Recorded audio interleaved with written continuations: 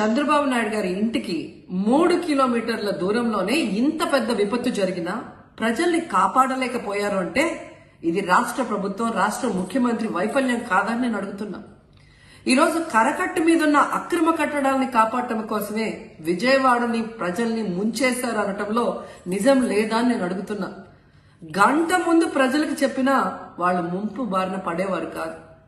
వాళ్ళని అప్రమత్తం చేసి ఒక సేఫ్ అయిన ప్లేస్ కి పంపించున్నా ఈరోజు ఇన్ని లక్షల మంది, దాదాపుగా 3 లక్షల మందికి పైగా 4 రోజుల పాటు కరెంటు లేకుండా, తిండి లేకుండా, చిన్న బిడ్డలకి పాలు లేకుండా ఈ విధంగా నీళ్లలో మునిగి అవస్థలు పడాల్సిన అవసరం లేదు.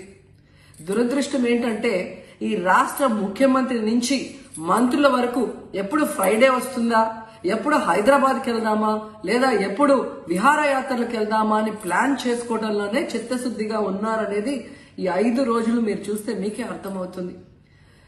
30వ తేదీ భారీ వర్షాలు వస్తాయని ముఖ్యమంత్రి గారికి, మంత్రులకి 28వ తేదీనే వాతావరణ శాఖ సమాచారం అందించినా ఎటువంటి సమీక్షలు లేదు, ఎటువంటి ముందస్తు జాగ్రత్తలు లేదు, ప్రజల్ని కాపాడాలన్న చిత్తశుద్ధి లేదు అనేది స్పష్టంగా అర్థమవుతుంది.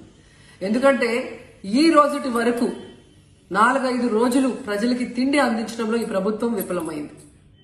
కనీసం ఇది జరిగినప్పుడు సీఎం గారు పనిచేయట్లేదు, వయసు అయిపోయింది. డిప్యూటీ సీఎం గారు, పంచాయతీరాజ్ శాఖ మంత్రి గారు కనీసం తన శాఖను అప్రమత్తం చేసి ప్రజల్ని కాపాడాల్సిన బాధ్యత ఉన్నా ఈ రోజు 5 రోజుల వరకు ఆయన అసలు విజయవాడ వైపే రాలేదు.